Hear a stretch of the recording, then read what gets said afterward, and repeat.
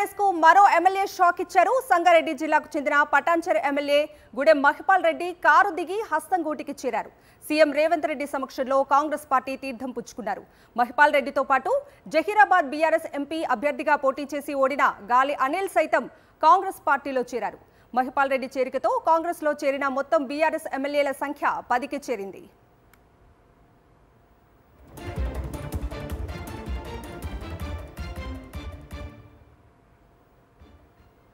ఇక ఇదే అంశానికి సంబంధించిన పూర్తి అప్డేట్స్ ని మా ప్రతినిధి రాకేష్ అడిగి తెలుసుకుందాం. రాకేష్,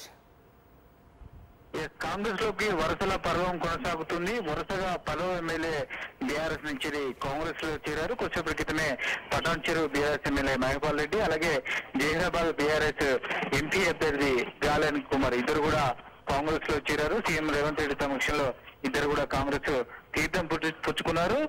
కాంగ్రెస్ కు సొంతంగా శాసనసభలో 65 మంది ఎమ్మెల్యేల బలం ఉండగా బీఆర్ఎస్ నుంచి 10 మంది చేరడంతో అది 75కి చేరుకుంది.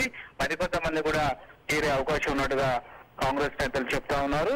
అయితే 26 మంది బీఆర్ఎస్ ఎమ్మెల్యేలు చేర్చుకుని ఎల్పీని విలీనం చేసుకోవాలనేది కాంగ్రెస్ పార్టీ ఎత్తుగడ. అందుకోసమే ఈ యొక్క ప్రయత్నం చేస్తున్నట్టుగా స్పష్టంగా అర్థమవుతుంది. ప్రస్తుతం 10 మంది ఎమ్మెల్యేలు జగన్ కావడంతో ఇంకా 16 మంది ఎమ్మెల్యేలు ఎల్పీ విలీనానికి అవసరం. దానికి అనుగుణంగానే కాంగ్రెస్ పార్టీ పావులు కదుపుతోంది. ముఖ్యంగా గ్రేటర్ హైదరాబాద్ లో కాంగ్రెస్ పార్టీ వీక్ గా ఉంది. దీన్ని దృష్టిలో పెట్టుకుని ఇక్కడ బలం పెంచుకోవాలంటే బీఆర్ఎస్ ఎమ్మెల్యేలను చేర్చుకోవాలనే ఎత్తుగడను అవలంబిస్తోంది. అందులో భాగంగానే వరుసగా ఎమ్మెల్యేల చేరికకు సంబంధించి రంగం సిద్ధం చేస్తా ఉన్నారు. మరికొంతమంది ఎమ్మెల్యేలు కూడా ఒకరిద్దరు ఒక 2 రోజుల్లో చేరే అవకాశం కనిపిస్తుంది.